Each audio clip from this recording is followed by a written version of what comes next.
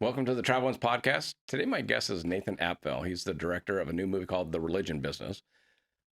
I'm super excited to get to the movie part. You've literally traveled around the world for making other movies and now making this one as well. How are you today? I'm good, man. I'm good. Yeah, I just flew in and, did some family stuff.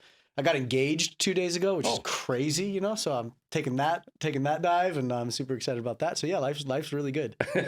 Yeah. As much traveling as you've been doing, it's hard to see you having time to get engaged. Yeah, we've traveled a bunch. I've been traveling for about 4 years for this show, and then since I was 18, I was on the road 9 months out of the year. So my travels are extensive. How many countries have you been to so far? For the show or just in general? Just in general. Everywhere but Antarctica. Yeah. So here's my question. I just got back from Japan. Okay. 2 weeks ago, and it was life-changing. Just to see different cultures and that type of thing. I've traveled most of the states, but to go to a different country, do you come home thinking you're blessed? Oh, 100%. More so than some of the places you've been to? Yeah, like my career started when I was 16, my film career. I started working for Oakley, the sunglass company, and I would do all their surf and snowboard films. And so most action sports take you to really exotic, remote places. So, flash forward 5 years and I had been everywhere from Morocco to Tahiti to Indonesia to Australia, New Zealand, like you name it. And so, yeah, especially when you go to developing nations and you come back, you realize just how blessed we are here in the States. And so, yeah, I came love back traveling. from Japan going, we got a ways to go. Well, we've kind of I really like their systems. Yeah, well, we've kind of almost started reverting, Yeah. or not reverting, but deteriorating. I'm an LA kid. I'm born and raised in Los Angeles. Yeah. And when I think of LA in the 90s, it was amazing, That's why I literally, we did a beach cleanup with my daughter today. And we were I was just telling her the same thing, saying, it's not that the 80s and 90s were great. There were definitely bad issues. We had bad music too. Yeah. You only hear the good ones now. Yeah. But it was just different. Yeah. Different. Yeah. Japan's very clean. The culture is very different. Respectful. Yeah. Yeah. I remember I can't remember where I was. I think it was Japan, but I was young. I was in my 20s and I spit on the ground. That's a no-no. And I got in big trouble. Yeah. And so, yeah, it's a respect thing, and every culture is so unique and so brilliant and different. Yeah. And my daughter, who's traveled quite a bit, we both agreed, people should almost be a forced, if you to go out and see other parts of the world or different parts of the country. Because California is so different from Texas, from New York to Florida to North Dakota. 100%. When you travel, you gain kind of a global consciousness, so to speak, of culture, and you respect cultures much more. And you realize that America is amazing, but it has a long way to go in some regards. You realize how things have deteriorated in some ways. And then I personally realize how can I say this lightly? How capitalism has dark sides to it. Everything has dark sides to it, but when capitalism deteriorates or the system kind of, which the religion business is a byproduct of capitalism, it's when capitalism becomes its own beast, so to speak. That's where a lot of the destruction or the what would you call it? The deterioration of the system starts taking place. What made you want to do a movie on religion, which is just a completely taboo subject? Yeah, it is for sure. Yeah, we've been axed on TikTok, permanently banned us as child endangerment, sex trafficking, which we weren't, but they were just terrified of us. Yeah. We were about to sell the show, and then we got wind that the distributor was just going to shelve it, basically throw the show away. Yeah. It's a taboo subject for sure. But I was born and raised in a megachurch here in Los Angeles. And I had some of my best, fondest memories come from that early years of church. And then I started traveling, and I'm a very faith-based guy, and I would go to churches and seminaries, Christian churches and seminaries all over the world. And I ended up at a seminary in the favelas in Brazil, so the poorest parts of Sao Paulo. And there's tin roofs and it's open air, and there's just 300 kids, and I'm like, man, I feel God in this room, And then I'd come back to my megachurch and I'm like, I don't There's lights and fog machines, but where did that God go? You know, and then I'd go to Honduras and we'd go back into the mountains, and the drug kingpins would literally have to walk us back and give us blessings to go back into these regions. And we'd be sitting with these coffee growers under their little tin roofs. And I'm like, man, I feel God here. Yeah. You know, as we're hanging out with gangsters and drug dealers, and then I'd go to Australia and I'd sit in the outback, like in the bush, and I'd be like, man, I feel God here. And that's really what made me start questioning the system. And so I came back in my early 20s and I was like, hey, I have a couple questions, just real simple questions. Yep. And no one would answer my questions. It was really simple. Like, hey, what is your salary? Or what did we pay for this lighting system? And people couldn't even answer the questions. Or could they? You know what I mean? It's well, they could. Yeah. But a lot of times they didn't know who. Like if I asked an associate pastor or something, they'd be like, "Oh, go talk to Janine or something." And then when you finally find the person to talk to, they're like, "Oh no, Nathan, you don't need to know that." And it was always, you need to trust leadership. Yeah. You need to just put your faith in us. God put us in this position. We are in a position of authority. And I've always been a guy who says why, and I'm like, wait, what? And that's where things started unraveling. And then I just had a couple personal experiences where people that I really trusted, leadership, ended up either, this is where it gets controversial, raping adopted children or stealing hundreds of thousands. And that's where I was like, how did you get into that position? And then where was the checks and balances for decades that allowed you to actually become this monster that you are? And that's when I got really serious about it. So that's when I was 28. So 12 years ago is when I started the research on the show. So you're not anti-religion? Not at all. No. I mean, I think I hope people get that out of you. Yeah. And then the movie movie isn't anti-religion. It's not telling you to not have faith. Yeah. No. So I'm I would consider myself a Christ follower, like through and through. And we always say we want to encourage faith, whatever that is. Right. I've sat with Islamic imams. I've sat with Buddhists. Like whatever your faith is, we want to encourage that. Right. We want to encourage generous giving, which we say in the show, because religious individuals are some of the most generous people in the world. And that resource could be used to radically change the world. All we're saying is we need to follow the money, because where money goes is usually, when you follow the money, you find corruption. And the legal architecture in the US, so this is what the show is really about. Yeah. The legal architecture is what's created the opportunity for all the fraud and abuse. And when I say all the fraud and abuse, we're talking about over 90 billion a year is just straight stolen internally by church staff. 90 billion. And you start going by month. You're like, that's eight, yeah. You know. And then you start looking at what it would cost to solve global social problems, and you're like, it's there. It's there. Like people are generous enough to radically transform the world. We just have to be better stewards of those resources, those donated dollars, you know. Well, one of the numbers that's on the trailer is 1.42 trillion is given individually by Christians, or 1.42 trillion is given by individuals to Christian organizations and nonprofits every year. 1.42 trillion. And that number, I'm gonna like give a little breadcrumb here. That number was from 2021. The 2025 number is closer to 1.9 trillion. Well, yeah, it's got to be more. Yeah, it's more. 1.9 trillion. Wow. Yeah. It's fascinating when you look at the data. Yeah, I mean, so it's a seven episode. Yep, 7-part docuseries each.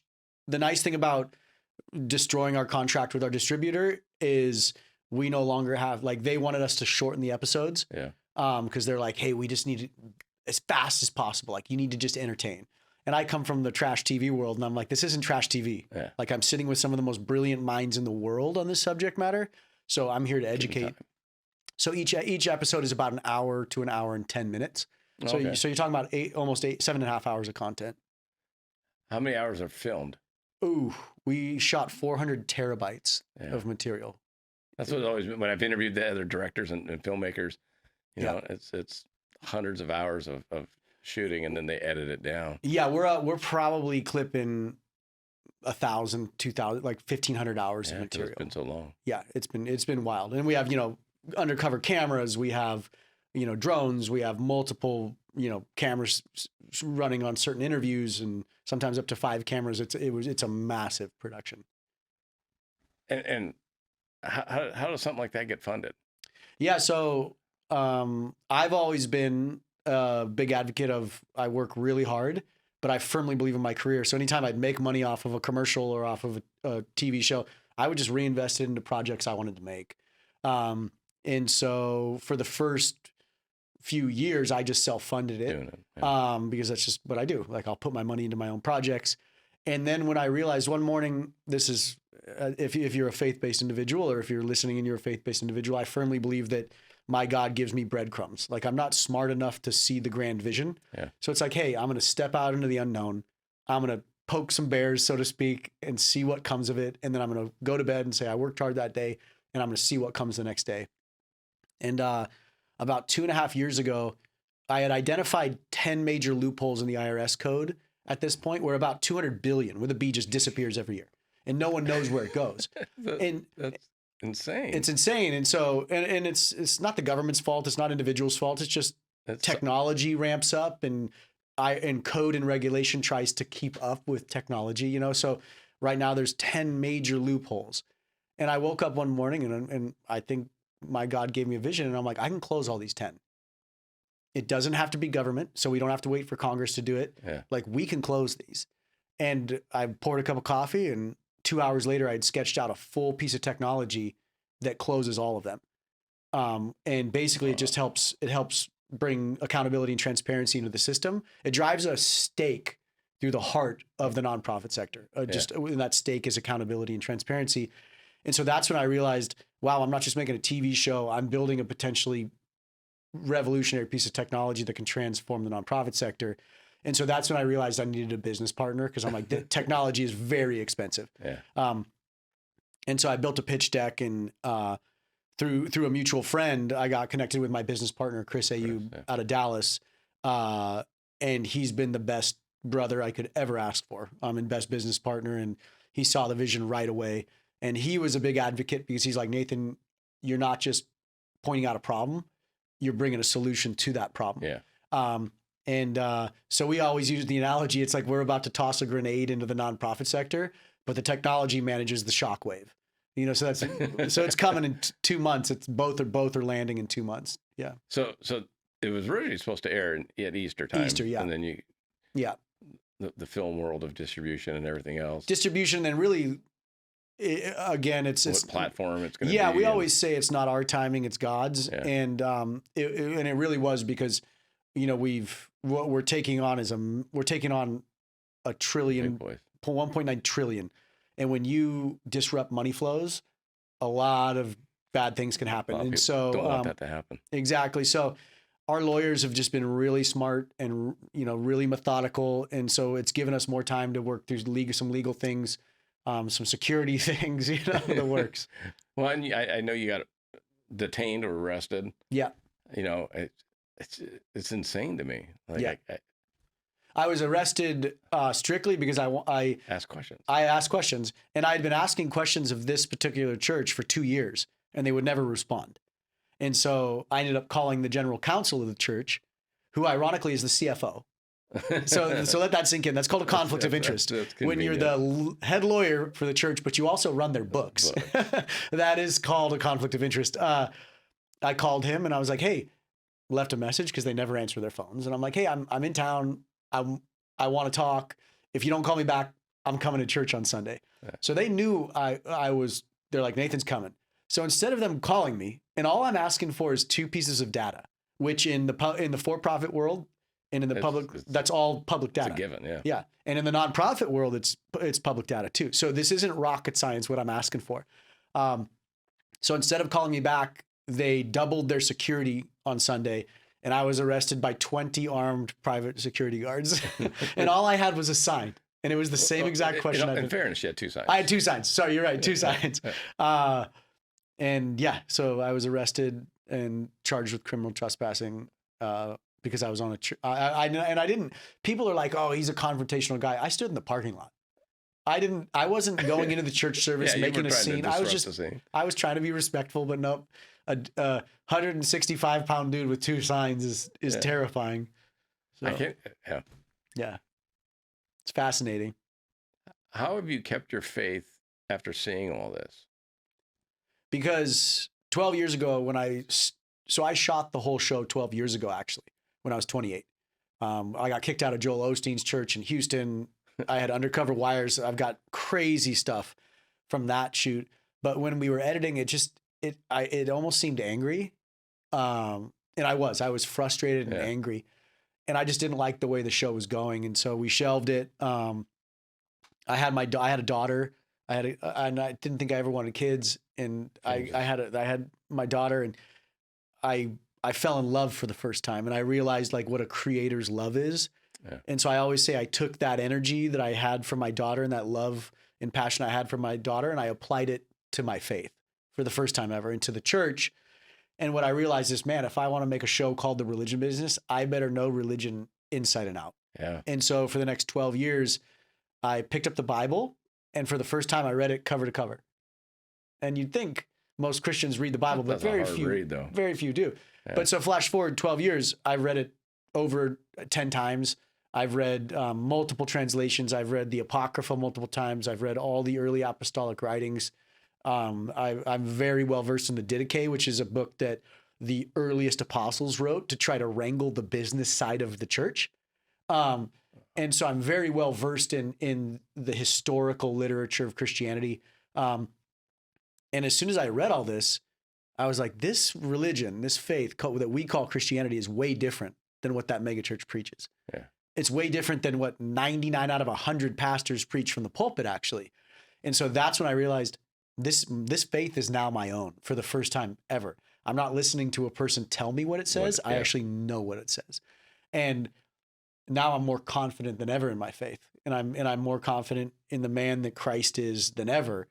But now I can take Christ and put it alongside a church and be like, there's no correlation. The mental gymnastics I have to do to say, here's this literal revolutionary Christ, like flipping tables and whipping people because they misuse resources. And then here's the church running antithetical to that. Yeah. Is it only the Christian churches that you mentioned, or are there other religions? Yeah. So the show's called The Religion Business, right. And then the subtitle is "In the Nonprofit Goliath." So if you want to understand the legal architecture of religions in America, you have to understand the nonprofit sector as a whole. So we dissect the nonprofit sector as a whole, which includes every organized religion in the U.S. So we snapshot everything, but then I say, hey, I was raised Christian, so I'm going to hold my faith to higher standards. Sure.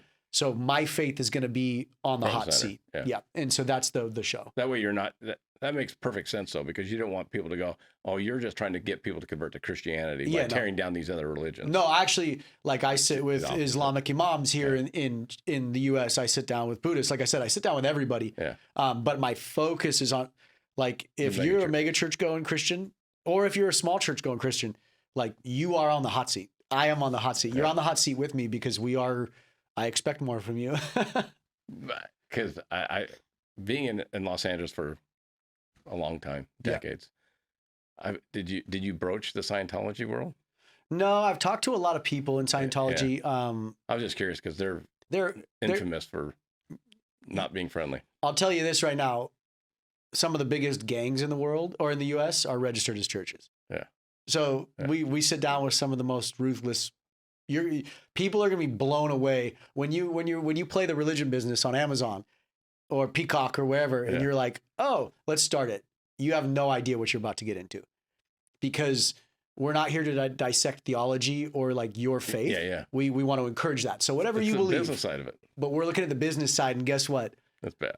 The separation of church and states creates a lot of opportunity for abuse and fraud. That's where rappers might get the idea to start their own church. Exactly. Yeah. So it's a fascinating world that you step into when you play The Religion Business. Obviously, 12 years ago, you weren't going, hey, there's going to be world famous celebrities that are going to be really upset with me. Yeah. Starting churches.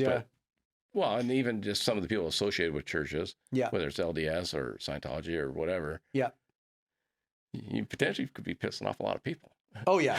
Like you have, the ties are hilarious when you like we show waterfall maps, and there's producers and talent managers and money managers here in LA that have represented now people on trial for rape and sex trafficking. Yeah.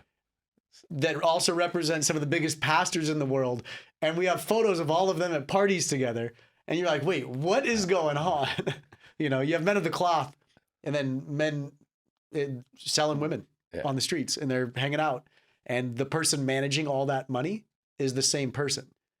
And they do it all in the name of God, So it's a fascinating, dark world. Do you think, are you just trying to bring light to it, or are you trying to bring an end to them? Ooh, that's a big one. I'm trying to burn it down. Okay. And here's why, because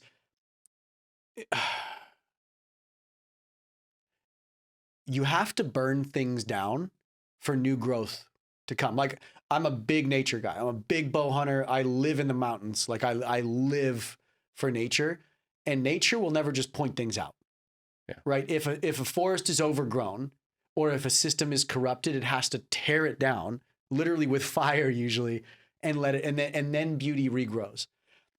And if you're a Christian listening, you got to look at Christ's life. It's the same example. He didn't just say, hey, listen to me. He said, I'm going to die to show you this argument.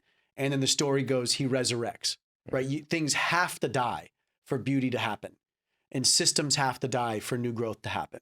And so I used to say, no, I'm not going to burn it down. Like, we're just here to look at it. No, we're here to burn it down. Okay.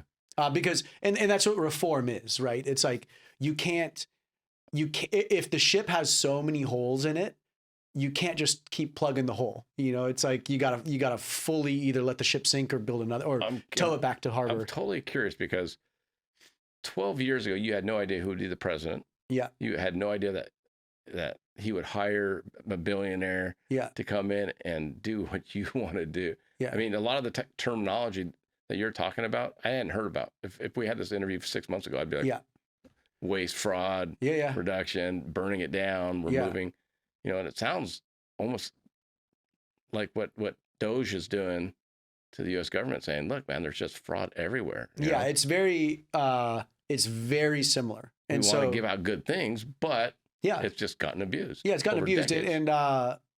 And even what Doge is doing, like, isn't it weird though? Because you could have had the movie come out a year ago and it wouldn't have. 100%. Like some of our biggest partners in this, they're like, and they're not religious. They're like, how did you time this? And I'm like, I didn't time it. That's what I'm saying. I wanted to make the show 12 years ago. Yeah. And then we did. And so that's where I do believe God's hand is in this. Because it's like, he slowed you down. Yeah, this wasn't my time. This is his time. Because a lot of the Republicans that are in favor of what Doge is doing, tend to be, well, the majority is white Christians. Yeah. And so they're going to see this movie and hearing a lot of the same words that they're throwing around that they approve of. They're not going to like us because we're like our but then they're going to be conflicted. Yeah. Well, and that's the thing is it's not a right or left issue. Yeah, no, at all. Transparency and accountability is not a right or left issue. It's a moral issue. And if you're a Christian, this is where the church, and when I say the church, that's a broad statement. This is where the institution really has to, I always say, hopefully they're going to swallow some humble pie here and just sit. And there's a philosopher out of Oxford in the show, and he uses this analogy in the beginning of episode 2. He goes, I hope that if you stick through this show, you're going to have your glasses on, the lens that you see reality through. Yeah. Because we see, my reality is mine, Pete's is Pete's, Kenya's is Kenya's. 100%. Like, we don't see the same reality. And so he goes, I hope that as you watch the show, by the end of episode 7, you put your glasses on and you're like, man, these lenses are hazy. Yeah. And you have to pop them out and put new lenses in. Yeah. And that is our goal, is we're going to lift the bias. If you can lift your bias long enough to get through 7 episodes, you're going to realize, like, holy hell, we have created, with good intentions, hell on earth. Right. From a legal perspective. Trillions of dollars. Trillions. Yeah. And it's not like, and I always tell people, churches will always say, you got to give more, give more, give more. No, the money is there right now to radically transform the world because you're generous. But the people that take the money have to be better stewards, and they need to be held to account. And I asked you before we film, and as I'm sitting here trying to absorb all this, as a a follower, I don't know why you would sit in a church that's, I mean, I've been in some of the big ones, the glass house down in Garden Grove, and and you're just like, how could you sit here going, yeah, you need my $10, Yeah. Well, it's precedent, right? It's like, we just see that. Again, it's your lens, it's your bias, it's your reality. Like, I was raised in a mega church. So my whole life, I thought this was church. If you're in the back rural areas of Mississippi in that little wooden 50-person church, this is church. And so, like, Christ talks about this in the New Testament. He as he's frustrated with the Jews in the temple, he goes, you've taken precepts of man, your tradition, and you've called it doctrine. And what he means by that is, you call culture doctrine. You call culture, like, you call this building, the Crystal Cathedral, in the Grove, you call that church. This isn't church, but you call it church. And that's what we just dissect in the show, is everything that we see as church today is not church. That's not the biblical church. It's not what Jesus talked about and Christ talked about. It's just what has culminated into church, and it's diseased at the end of the day. Did you end up talking to any of the parishioners? I mean, the people that come to these churches. I mean, I told you, it's like, I grew up with Jim Baker, the scandal. Yeah. And that was a huge scandal back in the 80s, I think, late 80s. Yes, early 90s. Or it started in the 70s, and then and so I sit there and go, how would you, if after you've seen all that, why would you go to a guy's church that he's bragging about watches and cars and planes and because he's selling. Why would good people go to that church?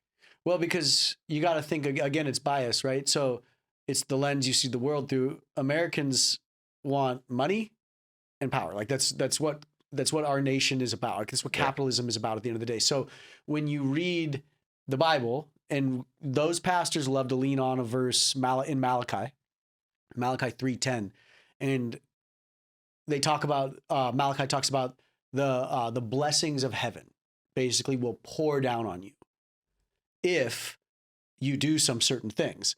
And so these pastors have leveraged that verse to say, if you give me your money, if you give me 10%, blessings from heaven are going to rain down on you. So in America, what are blessings? Financial blessings. Yeah. If you go to Honduras or these rural, it might be food. It might just be food or rain. Or a spouse. Yeah. And so, but this is how biblically illiterate people are, is those blessings are actually defined in the Bible, but no one cares.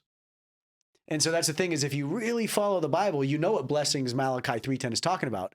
And it doesn't just have to do with financial resources. It's peace, it's patience, it's literally becoming like shalom and becoming wise. Yeah. But we in America will want that blessing, and that blessing is finance and resource. Yeah. And so, hey, if you're a pastor who says you're going to get blessed if you give me this, it says it right here in the Bible. If you don't know your Bible, then you're gonna be like, cool, I'll give you this money.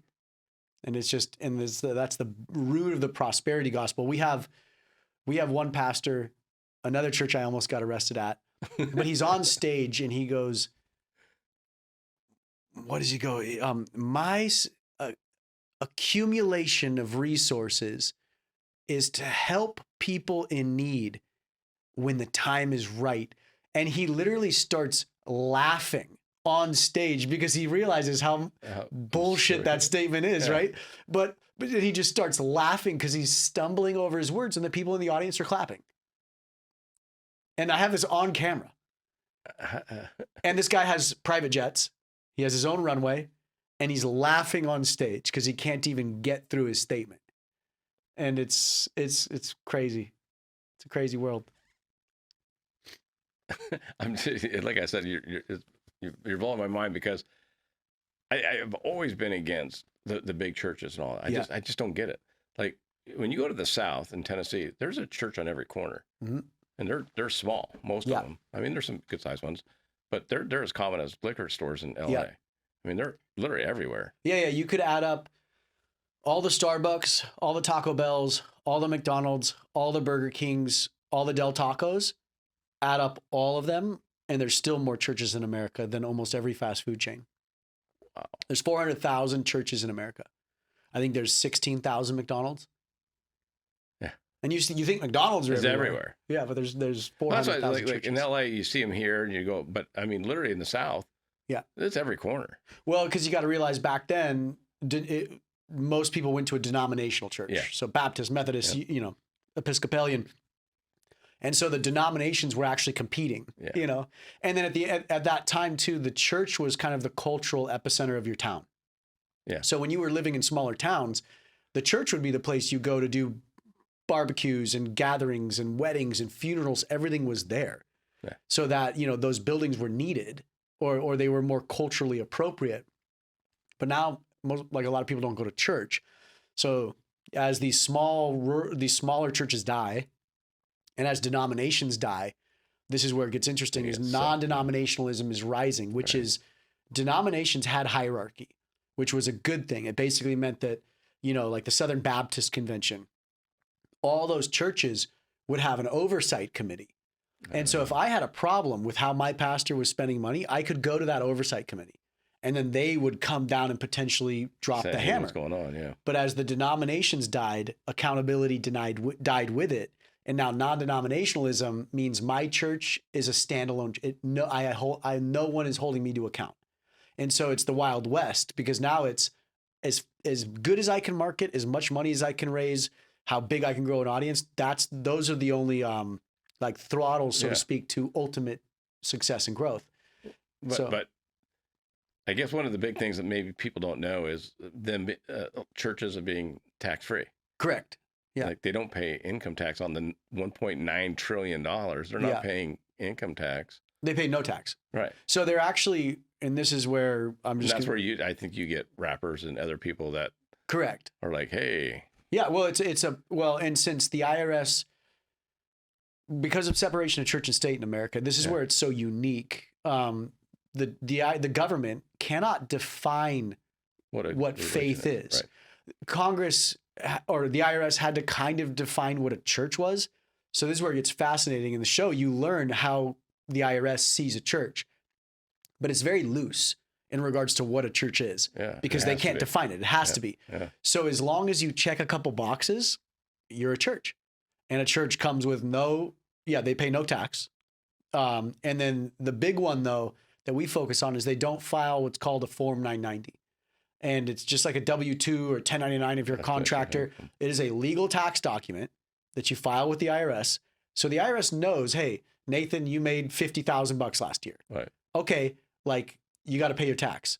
But so a business though has to list out its expenses, right? Like as a for-profit business, your tax returns are much more complicated. Yeah.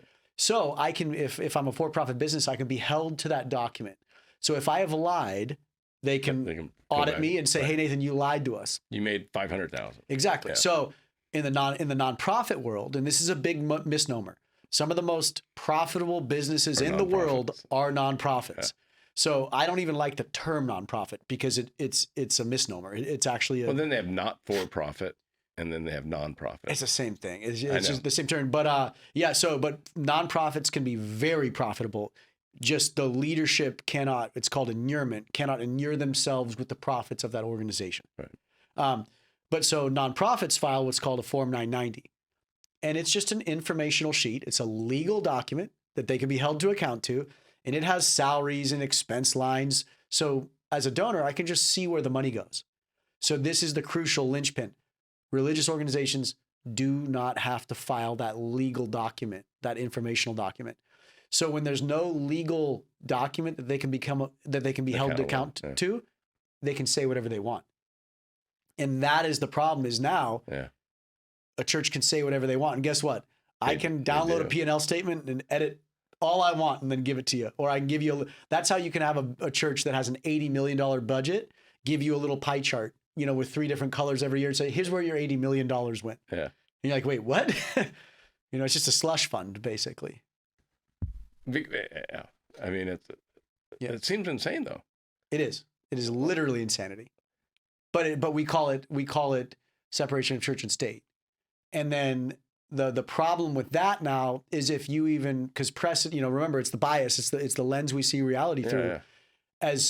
since we're used to mega churches now, and since we're used to no accountability, if I just ask a question, they scream persecution. Right. You're persecuting me. Well, not really. Like, I'm just asking you a financial question, but now they can call it persecution. Right. Which is a problem. Which is a big problem. and they can arrest you. Yeah. For trespassing. Yeah. It's fascinating. Church property. Yeah, on a church property. And now this church model is being exported around the world. And that's the problem is, we see it. I see it in some of the poorest countries in the world now, this mega church model being exported. Yeah, but even like you need to go on his social media pages and go back, because you talked about the one pastor who took the private jet, I think it was to the Dominican Republic. Yeah. And the private jet flight costs, if they would have gone commercial, they could have built a whole nother church in the Dominican Republic. Yeah, exactly. Yeah, they built a church. They were very proud of that church. So they flew private on their jet to go see the church, and the fuel burn and, just the operational cost of the jet was more expensive than the entire church to build. Yeah. And, they sat on that plane and they prayed, and they got good video of them praying, saying, thank you for blessing us. But that's the problem. They literally could have built a whole other church. Yeah. If they would have just flown commercial. And all a lot of people try to say, oh, Nathan, you and Chris and your team, okay, what is good then? Like, what should a pastor make? How much? Yeah. And I say, I don't care. Like, we don't care. As long as you know about it. Yeah. Right? We're not the arbiter of what is right and wrong. We're just saying, hey, if your pastor, if you know that your pastor's making $5 million a year and you're okay with that, that's on you. That's right. But if you don't know he's making $5 million a year, and you make 50,000 and you're giving him $5,000 out of your hard-earned money, like, you should probably know that he's fleecing the flock, so to speak. So it's just all about transparency. The data needs to be out there. Right. And once we're transparent, it's there, they just don't want to release it, obviously. They don't want to release it because a lot of, like, I firmly believe most pastors are good intentioned. Yeah. But they don't see the need to be transparent and accountable because they're just used to the system, the status quo, right? Well, I mean, then there are churches that were literally started by science fiction writers. Yeah. Who just decided to start their own religion. L. Ron Hubbard saw an opportunity for sure. Mean, well, and there can be other people that can follow suit. Yeah. Right. I mean, you have all the Branch Davidians who are blindly following people to their deaths. Yeah. Yeah. Religion is, it's where people come at their most vulnerable to find salvation or truth. And when people are vulnerable, wolves like to feed. Yeah. It's a fascinating subject. Where are you going to have your premiere? Oh, we're not going to premiere. Like, it'll be online. We'll premiere it online. Yeah. We're going to launch on four distribution platforms, mainly so no one can kill the show. Yeah. So we're going to come out swinging on 4 platforms, and it'll be in 20 global territories. And yeah, our goal is 200 million views on the show in the first 6 months. Oh, that should be that. Yeah. That should be easy. Yeah. If we can get 200 million in the goal, basically we've consulted with some big producers, and if we can get to 200 million views, it basically creates a global conversation to where to where Washington will have to where Congress will have to say, okay, let's look at this. You're going to have a lot of politicians that don't want to touch it either. Oh, correct. Because a lot of their campaigns are funded through churches and religious organizations and nonprofits. Yeah. And that's where the pool gets even murkier, or the jacuzzi gets even murkier, is like, we got permanently banned on TikTok as child endangerment and sex trafficking. Just our videos on religion, our stats on religion. And the reason why they did that is it's one of the few things that you can accuse an account of. You don't have to prove it. And you can't appeal it or they can't prove it. And so we hired a guy to look into it, and he's like, yeah, either a politician or a very big businessman called Twitter and said, or called TikTok and said, axe him. Because it wasn't just the religion business account that got axed. It was my personal and my business partner's personal. I had like 23 followers on I'd never posted anything on my personal. Yeah. And they still permanently banned my personal page too. That's when you know you're dealing with it. I use the word lunatic. Yeah. On TikTok, and I got a strike. Wow. Yeah. For using the word lunatic. Yeah. Yeah, TikTok's wild, and so like especially TikTok, I feel like they're trying to create caricatures of humans, right? It's Yeah. like we don't want discourse, we don't want controversial topics, Yep. and we're all our stats are backed. Like when you watch the show, anytime we reference a stat, you can find it on our website, and there'll be a link. Yeah. And so it's like we're not here just spewing haphazard material. We're very focused and strategic, but they don't want that. They want people to look at butts and goofy meme videos, and we'll show you where to go.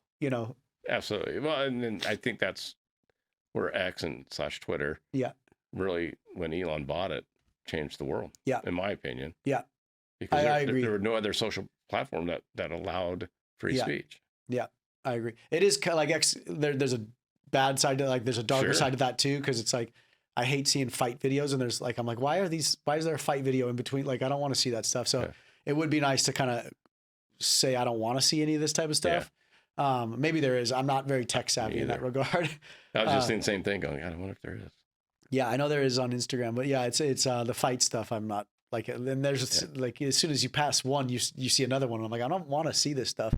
So that's the dark side to it. But yeah, I think what Elon did with X was huge. And then with Doge as well, it's there's organizations in the show that we profile. So we have open investigations in the show. So there's 10 loopholes we talked about. I have an investigation behind each loophole. And one of the investigations has been going on for 4 years.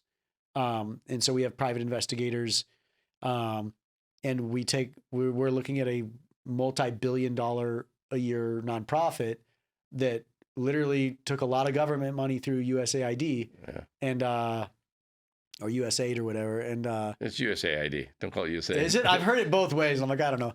But no one would have known that unless Doge released that data. And I mean, like, as soon as that data released, I had multiple people texting me, have you seen this? And I'm like, whoa, that's a lot of money. And now this gentleman is at the White House every other day. Yeah. And so that when you start seeing the connection and how the money flows, it's really sad, actually. That's how I feel about it. Because I look at, you see the list of all the things that USAID was about. Yeah. And you're like, okay, well, some of it's really good and vital and helpful. And you're like, book studies or Sesame Streets and, Iraq or whatever. And you're like, what? Yeah. Like, well, and that's what people accuse us of is they're like, you're going to throw the baby out with the bathwater. Yeah. You're going to throw the good out with the bad. Right. And it's like, well, not really. Because the good ones, which we've already found, they don't do that. Yeah. Like they will be accountable and transparent. They have no problem telling you where their money went. And so I think that excuse is kind of an excuse well, out of the 400,000 churches, I mean, how many mega churches are there? There's very few. 100? Yeah. Max, no. Far more than that. There's a couple thousand. Oh, really? Yeah. Mega churches defined as anything with over 2,000 members. Oh, okay. Yeah. Okay. You're the really, really big ones that are all over social media, those there's a couple hundred. Yeah. But people always say, hey, Nathan, it's just the big ones you're going after, right? And I'm like, no. No. Because it's a system. Yeah, it's a system because the small ones play by the exact same rules that the big ones do. You're talking about Jim Bakker and PTL from the 70s and 80s, his budget was like $150 million a year. Yeah. And that was back in the day. That was back in the day. A ton of money. And he was using a lot of that money to fight the government from being able to audit him. Yeah. And then he was paid for a lot of lawyers. Yeah. And Benny Hinn spent $5 million of donor funds fighting a U.S. inquiry, a government inquiry saying, hey, we want to see where your money went. And instead of showing him, he spent $5 million of donor funds saying, get out of my pocket. And you're talking about men of God, who are supposed to be the beacon of accountability and transparency and integrity. So it's a dark system. Yeah. It's a dark, dark system. So. Too soon, but what's next? What do you do after this? Lots. So we have the app. So the app is the solution. It's called Broken Shepherds. And like I said, people aren't ready for that. That was far more time consuming than the show to produce. But I'm pretty sure we're the first to scrape the federal and state databases and aggregate all the nonprofit data. So if you're a nonprofit that gets tax exempt status and has 501c3 status, you are in our app whether you want to be or not. And that includes religious organizations. So that launches July. We're beta testing right now. So we have organizations all over the US in it. We're just refining a little code that's installed on my phone. It's approved through the Apple Store and Google Play Store now. Yeah. So all we have to do is flip it live. And then the show comes out in July as well. And then, there'll be a big PR tour and marketing tour behind that. We have some really fun ideas for marketing we're fleshing out right now. Well, that's what I was asking you about the premiere and all that, because I could see it being interesting. Yeah, we've got some fun friends that are really excited to do some really fun stuff with us. Yeah. And then we have 5 shows behind this queued up. Oh, wow. And basically we're going after other institutions. We're saying basically all big legacy institutions, from education to pharma to government, are at the same place the church is at, institutional religion is at, because they're run on code and regulation that's archaic. It's old. And so as technology exponentially ramps up, regulation and law can't keep up with it. And so more and more abuse is happening in those systems. Brutal. So we're tackling multiple institutions with the same model, saying, hey, sometimes you got to burn systems down to rebuild it, and beauty comes with growth. Yeah. So refining is, to use a biblical term, it's a refiner's fire. Yeah. You got to refine. So, okay. So on the personal side, you have a daughter. Yeah. You have a fiance now. Yeah. How are you starting to balance? Oh, I have to be in Honduras, or I have to go here, but my daughter's birthday's coming up, or one of her events. I am first and foremost a father. Yeah. And now first it's gonna be my daughter and my fiance. It's like I'm building a family. Yeah. That is my first priority always. So like when in my 20s, I never thought I was gonna have kids or get married. So in my 20s, I would travel 9 months a year. I was just gone. Yeah. Once my daughter came, I would travel 10 days a month. I still probably travel about that right now, but I would love to figure out a system where they could travel with me, to be honest. Like, I think like having my daughter get to experience the world. Like if I could have seen what I've seen a decade earlier, it would have transformed the way I worked and functioned and saw my responsibility as a man and as a leader and as a father, just as a human, Well, so, because I definitely took once I got into middle school, high school, I started taking them in the summertime. I'd take them out with me and show them, hey, this is what work is. Yeah. It sounds like it's a lot of fun. Oh yeah. Come stay in the hotels where we're staying at, Exactly. Not always great. Yeah. And I'm tired. Like travel really wears me down. Yeah. Especially because we move so quick. We do a lot of surgical strikes and get in and get out, and you're just not sleeping much. But I have a really, I'm 40, I've found my balance. So I have a really good work-life balance. Not right now because the show's, everything's coming to a head. But afterwards, it's like, this show is so personal to me. The next shows aren't as personal. It's like I see the problem. I want to address the problem. I have a great edit team, and we have great camera operators and great producing partners. And so I'm putting things, I'm positioning my dominoes, so to speak, to where I can find that balance. Yeah. I think you have to, right? I mean, because you could still be on the road more. Oh, 100%. I could be on the road nonstop. Yeah. So it's fight like that is, I think that's what wisdom is, right? Finding the balance in life. And so I'm to the point now where I'm focused on the balance side of it. Yeah, because most of I still say musicians travel more than touring musicians. Yeah, travel more than anybody I know. Yeah, and then business people are next. Yeah, but even like beach volleyball players. Yeah, they're constantly on the move. Yeah, like I sleep better in hotels than I do at my house. Wow. I like the hum of an airplane engine. Yeah. That I will knock out for 7 hours at noon. Like that hum and that vibration just puts me to sleep. It drives my wife crazy. Yeah, but I'm just so traveled that I just my body knows, okay, we're coming into a big week or whatever. But yeah, I thrive off of uncomfortable situations, especially abroad. Do you have any food or diet, exercise that you try to do when you're traveling? Yeah, I'm like obsessed with working out. Like I work out every day, no matter, like, not every day, but 6 days a week for sure. I'm very, very focused on it, especially as I get a little older. Yeah. On health. And then food, I don't really eat that much, to be honest. Like my brother and I have always said if we could just take pills, it'd be way easier just to take capsules because it doesn't waste my time, But yeah, I eat a heavy protein diet. Like I love cooking and smoking meat, and I'm a hunter, so I eat a lot of wild game, and yeah, I stay totally away. Like I don't drink soda, I don't eat fast food. Yeah, so I'm just curious because like when I just got back from Japan, and the food over there is much cleaner than it is in the airports of the United States. For sure. I mean, are you just trying to find that one apple or something in the States?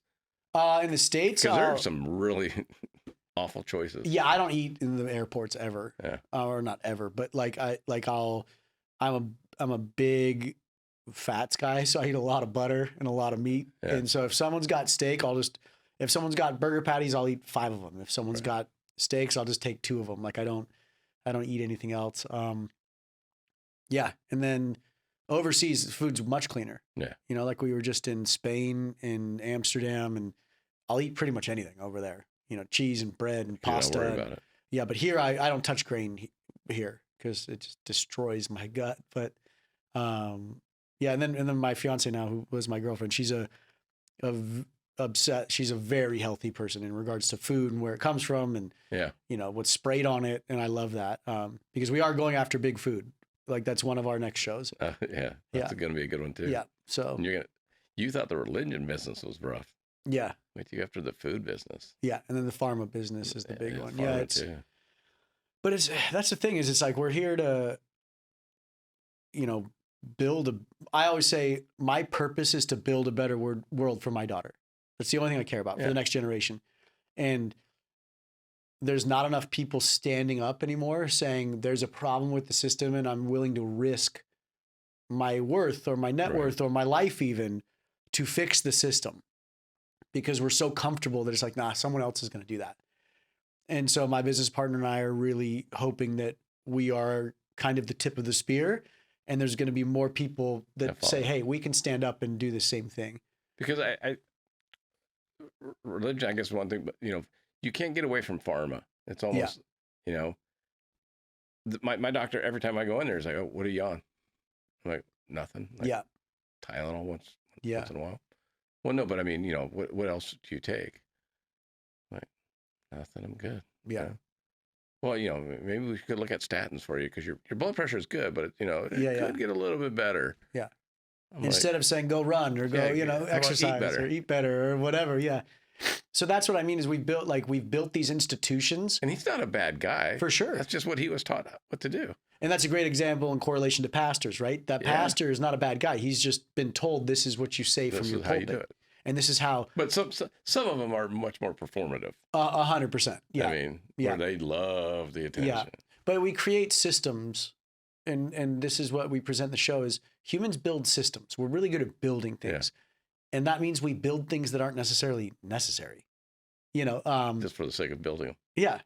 And it's like we went to my grandma's celebration of life. My sweet, lovely lady, love her to death today. And, she was in this big coffin, and then they put that inside of another coffin and then inside of like a plastic box. And I was just like, it's just such a waste. Like, is there regulations like that demand that third encasement, Like, don't ask me, man. But so that's what I mean is we build systems and that's just the way it is. Yeah. And it's. But who's making the coffin? Well, God, we could make twice as much if we had two coffins. Yeah. And then same thing with the meds, right? It's like, hey, if I tell you to get healthy, well, then you might not need me as much. That's right. And so we've created necessity in systems that don't need to be there. And like I'll always say, nature is the perfect example of how we should build things. And so the show is a mimic of that. Like even the entire 7 episodes is a full system. It's a full season system. Okay. So the show starts in the summer and ends in the summer. And the reason why I wanted to tie that in is because you see nature, it dies and it regrows and it dies and it, goes dormant. And it's like nature is showing us how to do things, but we're just neglecting to see it because no, we want to build our systems, and our systems are better than nature, and nature's the best creator. Bigger is bigger, right? Yeah. So the show's going to be a trip for sure. Yeah. Have you gotten any like personal attacks or blowback? Yeah. Yeah. We've had, we're very cognizant of threats. Yeah. And we've had security teams call us saying, hey, there's institutions that have reached out to us that wanted to pay us large sums of money to do things and find things. We just want to let you know that, and I do think there's, and these are religious churches. People. Yeah. And, like, go ahead. There's been a lot of people killed in the name of religion. Oh yeah. Yeah. And so but I firmly believe that my creator's on my side on this one. Yeah. It's like, there's a lot of stupid things I did in my life that I would say he's probably not on my side, but I think he's on my side on this one. So, and like I said, for me, I look at it, like I said, was just having the communication of waste and fraud and that's going on with our government right now. Here you are talking about waste and fraud, but just at the church level. Yeah, it's all timing. Yeah, like it's gonna be fun. Like I've never been more excited to bring something to our audience, because I do think it'll have potentially Temptation Island's probably a close second. Temptation Island was wild. It's like my life has been travel and experience, and now it's time to give back and help better the world and humanity for the next generation. When are the next ones coming out? Are you already kind of? We have a 10-year plan, and we have a final show that's going to be the icing on the cake. Got it. And I'm not going to tell anything about anybody about that one, but that is a massive. It's here to bring ultimate reform, basically. Yeah. Well, and then I'm going to disappear. You'll never see me again. Probably not. That's my side off after that one. Yeah. Do you think it would be hard to step down? Oh, no. No, I'm very, like, I love the mountains. I love the mountains. Hunting. I love hunting. I love fishing. Like, I could disappear. And yeah. I love filmmaking, but not so much filming, but you are now an instrument of change. Yeah. Like if you're saying like, would I go into politics or anything? No. No. But I'm saying, would you ever? I mean, it's like you're bringing truth to the world, right? And then if you stop doing that, because you're going, pharma, the schools, you can get into colleges, you can get it. Yeah. I mean, there's a lot of different for sure areas. I would be ready to step down though 100% after I present these arguments, because we're trying to our business model, because we have to create a business to make a show. We have to create a business to launch an app. We're literally trying to bring alternative models to the market to say, hey, look at how we're doing it. You could do it this way too. I got you. And the reason why I say that is because this term ministry, have you ever heard of the term ministry? Yeah. So, Kenneth Copeland Ministries, and I was always like, what is ministry? And when you look at Christ's version of ministry, my daughter was my first ministry. That's it. Like, my creator gave me this beautiful gift, and I was there to protect it, nurture it, grow it. Like, that's your ministry. And this is my ministry. But what 99 out of 100 Christians think ministry is I'm going to go into ministry. I'm going to work at the church. Right. I'm going to work at the institution because I want to be in ministry. And I want to flip that model. And so getting engaged is like, that's me realizing God's giving me my next ministry. Right. And I can't wait to get back to my ministry. I'll be ready to be like, this is my ministry. And again, I want to use that as an example. Like, I don't need to be on stage. I don't need to be on cameras. I want to hang out with my ministry and grow that. And I want to redefine that idea of ministry. And because that is sorely needed, especially in the Christian space. Because I know so many megachurch pastors whose kids have committed suicide. Oh, And yeah. they stand on stage and they're like, man, this is so sad. And I'm like, you fully neglected your ministry, bro. Your kid committed suicide and you're up here like, oh, got to keep this ship running. Yeah. And it's like, where have we gone wrong? But they've converted that into, you should feel sorry for me, so you should tithe me more money. Exactly. Oh, and guess what? I wrote a book on the grief I just went through, and I'm not neglecting or discounting his grief or their grief. Well, but for I'm saying, dude, $50, I'll get y'all signed the book for you. Exactly. It's like you've Make you feel better. Like missed your ministry, bro. Yeah. And so I can't wait to be able to wash my hands of this series. Well, I love the series, but I can't wait to be like, hey, I'm heading to my ministry now for life. I put it. See you later. Feather in my Stetson. Yeah, but you know, when you're fishing, you're gonna be going, God, I wonder what we could do with the pharma stuff next. Oh, for sure. You know, that bug will always be there. Yeah. You know, but and who knows what God has in store for me and my business partner, and I'm really hoping what we do is we create such a catalyst for change over the next decade. Yeah. Because it's gonna take a decade. Like this show. You can't have accountability without transparency. So there's these stages that we present. It starts with transparency. So once you see the numbers, that's when we demand accountability. So churchgoers and donors are going to demand accountability. From accountability comes reform. And then after reform, you start seeing the impact of that reform. That's a decade-long process. So here's a great example. That's huge. Whether you have a president that comes into office, right or left, I don't care. They're going to make decisions and everybody's going to cheer and hate. So all the Trump haters are going to hate him. All the Trump lovers are going to love him. All the Obama lovers are going to love him, and vice versa. You don't see the positive and negative consequences of his actions until a decade later. He's already out of office. Yeah. So we never could measure while he or she would be in office if his or her changes in laws actually had any positive or negative effect. Right. It's the same thing with the religion business. It's going to take almost a decade to really see national impact. And so that's our goal, is there's that very clear transparency demands accountability demands reform demands impact. And that's what we're after, is impact. And we have a couple dev economists in the show that talk about how economists actually measure impact. And that's where it gets fascinating, is impact is measured off what's called human flourishing. And there's literal boxes to check for human flourishing.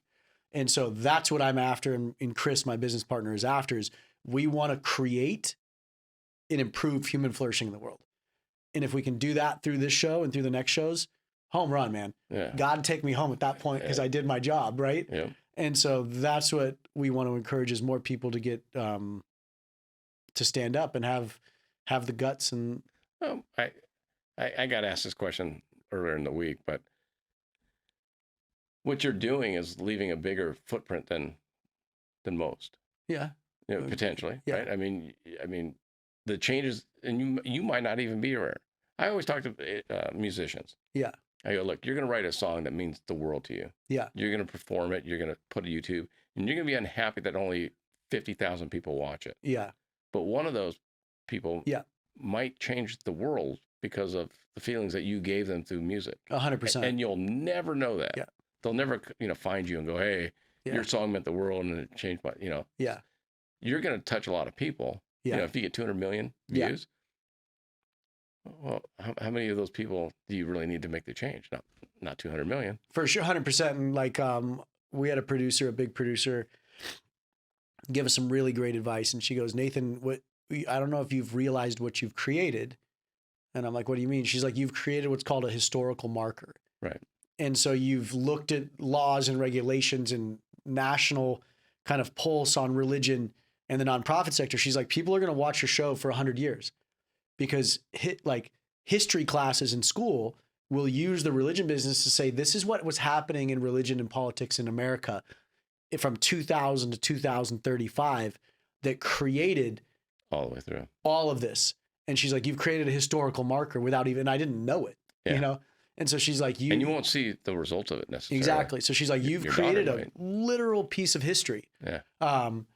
And so that's what I'm excited about is, we don't I have no idea how it's going to affect people. But even at my grandma's memorial today, these two sweet women came up and they're like, you probably don't remember me. I remember their faces. Yeah. But they went to the same mega church I did here. And she's like, I used to babysit you when you were a kid. Gotcha. And I like gave them a big hug and they're like, we want you to know, like, we love what you're doing. Yeah. And my first question was, do you still go to church? And they said, yeah, we still go to church. And I'm like, oh, amazing. How, like, what's your faith? And they're like, never been stronger. And I'm like, but they like the show. And that's all, they understand the necessity of it. Yeah. And I told my fiance, I was like, that's my audience right there. Yeah. Like, they love their faith. They want to grow in their faith, but they know the system is broken. And so I know there's hundreds of millions of those Christians around the world. Yeah. Easily. Well, yeah. So you have the website. Yep. You have all your social media platforms, except not TikTok. Except TikTok, yeah. Yeah. You're talking about a July release now? Yeah, we're not changing this date. So early July, like we're pinning it July 10th. That's a Thursday. It'll be July 10th. We're not moving that date. Okay. The only reason why we moved Easter was, again, distribution got kind of wonky. And so we've solved that. And the app wasn't approved by the Apple Store at that point. So we're like, why are we rushing it now? Let's just sit. And the cool part is being able to sit has helped us close down a really fun story that takes us all the way to the White House. So you realize this problem goes straight to the White House. Oh yeah. And it's big. Yeah. I mean, I want to be there when you get into the pharma and some of the other ones. Yeah, we're already in pre-production on the next one. Food. Jeez. Yeah, as soon as we wrap out this show, so mid-June, I'm moving on to the next one. Yeah. Strictly because it's like it needs to be done. I agree with you on that. And there's a tight window to do it. Now like, you can salvage parts of the system right now. I got to sit down on the show with Phil Hackney, the lead lawyer at the IRS that oversaw the entire nonprofit sector. So you're talking about pretty much the smartest brain in the U.S. that understands the code.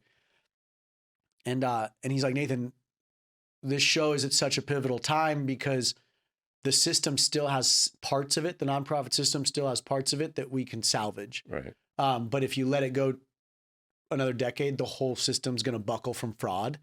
And there won't be anything salvageable. And so, but it's. I mean, what would happen if churches lost their status, their tax-free status, and I think it'd be an amazing thing. We're not calling for religious organizations to not have, like, I could care less, but me personally, like from a show perspective, I could care less. But I think it would be a great thing because right now, I love talking with pastors. I've talked with thousands of pastors around the U.S.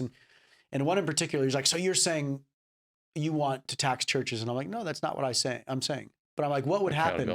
What would happen if you did pay taxes? And he goes, you know what? I don't care. Tax me because I can find more money. And that right there is the problem is this pastor who's of a very successful church doesn't see value in the money given to him. He just says, tax me. I'll just find more. Shouldn't you be the steward of that money and say, man, I better be really careful with how this is spent. No, I'll just get more, Nathan. And that's the problem is, hey, if you were taxed, maybe you would care a little more about the money. Well, and if it was accountable, right? Yeah. So even if I look at it and go, even if they don't tax them, but they have to now fill out forms to show where the money goes. Yeah. I mean, I don't want to say there are so many, the Goodwill, Salvation Armies, and all the things that we all donate to. Yeah. And then they don't have to report certain things. Yeah, well, and I think that's the big one for me is there has to be, and this is the app. Yeah. There has to be some data, public data, so you can be held to account. I'm held to account in my personal, 100%, in my business, like that. And guess what? I don't scream persecution. Yeah. Like I need that accountability. Accountability is actually a good thing, and so that's what we're trying to solve is that public data side. And if we can solve that, I think the system itself will shake itself out because the congregant and the donor, as soon as you're empowering the congregant and the donor, they're going to make decisions with their donor dollar. And it still might show up. Yeah. I bet you, a lot of, you got to know when you go to a mega church, the big glass cathedrals and all that, you got to know that, some brag about what they have. Oh, yeah. So they know. I mean, you know, like you're giving your $50 or your $5,000, whatever. Yeah. You know, it's going right to their Range Rover or their watches or their. I mean, well, actually, they'll say it's not. You know, they'll say, "Hey, no, I'm a businessman out." A lot of them love this. I'm a businessman outside of the church, and I'm like, well, but yeah, those other little side hustles, you're directly leveraging the donor dollar to produce that. Yeah. Like leverage is a real thing, bro. You know, cash is cash. Yeah, it's and the whole the rabbit hole is very deep. But even how banks see churches now, and lend money. Right. The real estate side of it is just a total scam. Oh, that's basically because you can just leverage debt. You know, so there are churches that have bought office buildings that are completely empty. Yeah. And they have no plans of using them. Yeah. Although their business plan says they're going to have national expansion. Well, it's they're just leveraging their dollars. There's a church in the U.S. that is going to hit $1 trillion in market assets in the next decade. Let that sink in. $1 trillion. A church is going to hit $1 trillion in market assets in the next decade. All under the guise of a religious organization with tax exempt status. And they're going to hit $1 trillion. By 2050, they're on track to hit $2 trillion. They'll be one of the biggest corporations in the U.S. And they don't have to pay taxes, and they have no accountability. No accountability, and they never paid $1. So that's why I say, like, for me, I think I would go after, I don't care about the tax money, although it would be great, but just transparency. Yeah. Well, there's a great example of this. Keep your money, but we want to know where it's going. 100%. There's a great example of this. The LDS Church, the Church of Jesus Christ of Latter-day Saints. They are very large. Not by a member count, not by active members, but by monetary, because they're really good with money. Yeah. Hats off to them. And there's a group, a brilliant group of accountants, professors, investigators, most of them LDS or past LDS members. Yeah. They were just frustrated with their own church. And they got together. They're called the Widow's Mite Report. And they audited everything, all the public data on the church, and brought together a number that they thought the church was worth. Mormons, the LDS active members, when they saw that, they were furious because they realized this is mostly just a for-profit venture. So what did the LDS Church do? As soon as that report came out, they tripled their humanitarian giving within a year. It forced their hand. Yeah. It forced their hand. It forced them to, hey, people know we're kind of just a for-profit machine, so we need to help people actually. Yeah. So it was a great example of accountability and transparency. It makes people be better stewards of resources. This isn't a bad thing. And so yeah, I'm excited because if we can bring more accountability in, the Christian church alone, and this is what's crazy, could solve the top 30 global social issues, and it would affect no one's bottom line. And what I mean by that is there's so much theft and abuse in the system that if you just stopgap the theft, you could solve the top 30 global social issues. So those mega churches could still be mega churches. That's what I'm saying. Yeah, it's just bring accountability and you could be, as your Christ says, the light of the world tomorrow. You could do it, but just be a little more accountable. But yet they don't. They don't, because that's a good gravy train, man. Yeah. It's a good gravy train. That's that. Like I said, that's pharma, that's food. There's a lot of people on that gravy train. Yeah. I call it crony capitalism. It's when capitalism becomes a diseased version of itself. Because I'm a big capitalist. I'll say that right now. I'm a big capitalist in regards to that authentic meaning. Yeah. But when capitalism becomes its own virus, so to speak, it has devastating consequences. And that's always the checks and balances, I think. Yeah. You know, and there's no checks and balances on nonprofits. Yeah. You know, it's like, okay. Yeah. So accountability and transparency, I'll get that tattooed on my neck once the show comes out. So what you're saying is, if I'm going to start a religion, I better hurry up. You better hurry up, because I'm coming for you. All right. Yeah. Because, you know, I figure if Kanye can do it, we can all do it. Does Kanye have a church? I've heard the Kardashians do. I know I have it was Kanye that started it. Oh, well, really? Yeah. I didn't know. Well, I'm sure Kanye has a church. Yeah. Yeah. But this is what's crazy. Kanye's chump change.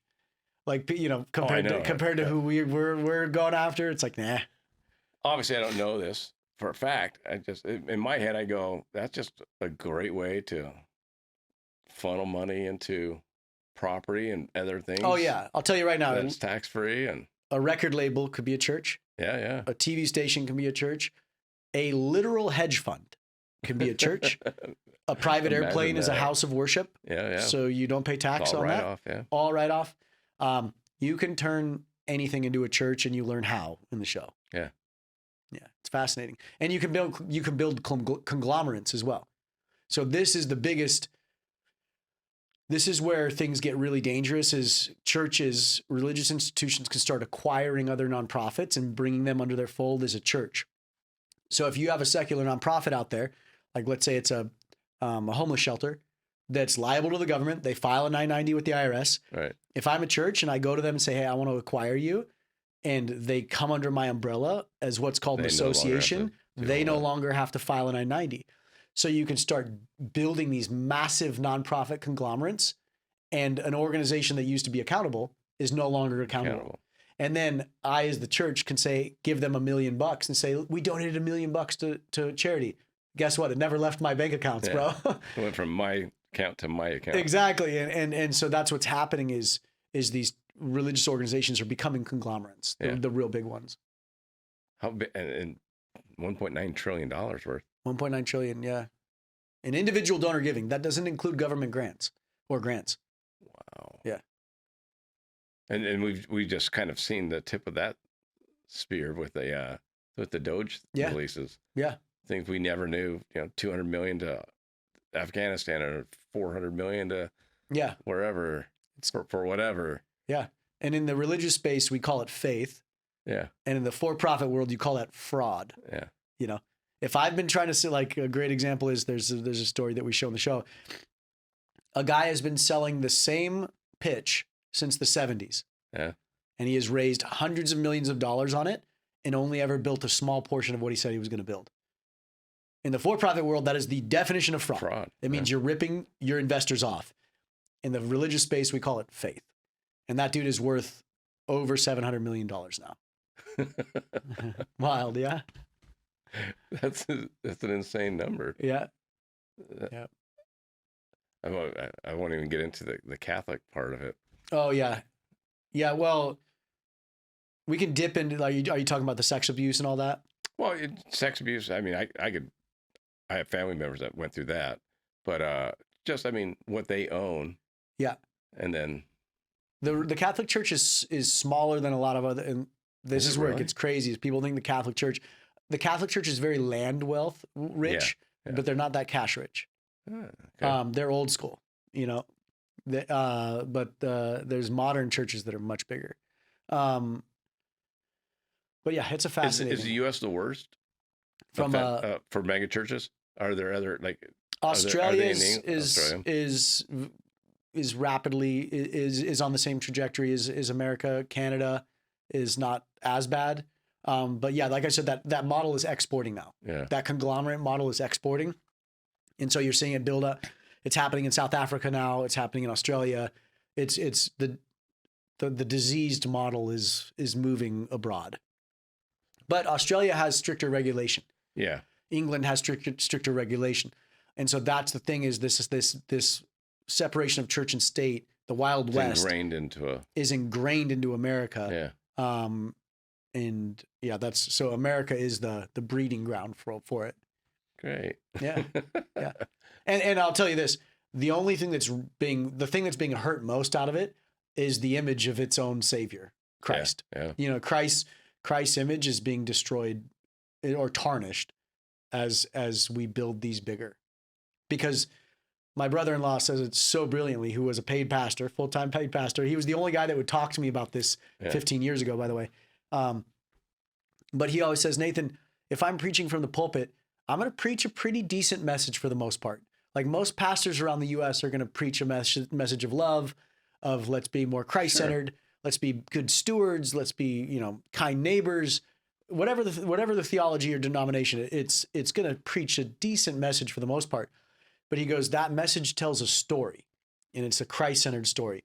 But if you look at it from the other angle, the business, the institution also tells a story. And that story is no accountability, no transparency, financial abuse, fraud, inurement, sex abuse, scandal. And those stories have collided now because they're running antithetical to each other. So the stories are colliding, and we're at this inflection point in history where the stories have officially collided to the point where people can't just sweep it under the rug anymore. That's insane. Yeah. So it's a fun time in history, actually, because we can fix things. Well, the technology, right? Yeah. I mean, just having an app. And technology can be used 5 years ago, you wouldn't have had that. Yeah. And technology, this is like our deal is most technology has been used for wealth accumulation. So, and for-profit ventures. Let's build technology that can do that, but it can also better humanity at the same time. And technology can be leveraged for good as opposed to just self-gain. And that's what we're here to do is say, hey, we can build a business because we need a business. We can make money because we need to make money to survive. And we can do it with the goal of going back to my daughter. My goal is to better the world for her. Yeah. And Chris's goal is to better the world for his kids. And it's like, we can build tech to better the world for our kids. 100%. Yeah. All right, buddy. So July 10th, the release date. Yeah. But follow our Instagram for sure. Cause hats off to Zuckerberg because he hasn't axed us. And so yeah, our handle's The Religion Business. We post a lot of fun stuff there. You'll get all the updates on where to see it, when to see it, which is July 10th. Okay. And then we're on Twitter, but Elon, you got to fix that. Like we couldn't, Elon, Twitter's a mess. X is a mess. But yeah, so our biggest channel is The Religion Business on Instagram. And then you have your website too. Yeah, thereligionbusiness.com. Yeah. You will be able to screen the show off thereligionbusiness.com as well. Yep. Oh, sweet. So it's going to be fun. Yeah. Thanks so much for the time, man. Yeah. Thanks for having me, Pete. Great. Thanks, Nathan.